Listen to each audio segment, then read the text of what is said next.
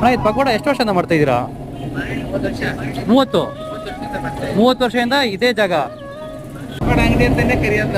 ಇವ್ರದ್ದು actually field ಏರಿಯಾದಲ್ಲಿ ಇಮ್ಡಳಿ road ಇದು. ಇಲ್ಲಿ ಫೇಮಸ್ ಪಕೋಡ ಶಾಪ್ ಅಂದ್ರೆ ಅಂಕಲ್ ದಾಂಗೂರ್ ಪಕೋಡ ಶಾಪು. ಅಂಗಡಿ ಹೆಸರು ಶಂಕರ್ ಗಣೇಶ್ ಸ್ವೀಟ್ ಸ್ಟಾಲ್. ಎಷ್ಟು ಅಂಕಲ್ ಕಾಲ್ ಕೆಜಿ? 70 ರೂಪಾಯಿ ಇರುತ್ತೆ ಕಾಲ್ ಕೆಜಿ. ಎಷ್ಟು ಗಂಟೆಯಿಂದ ಎಷ್ಟು ಗಂಟೆ ಅಂಕಲ್?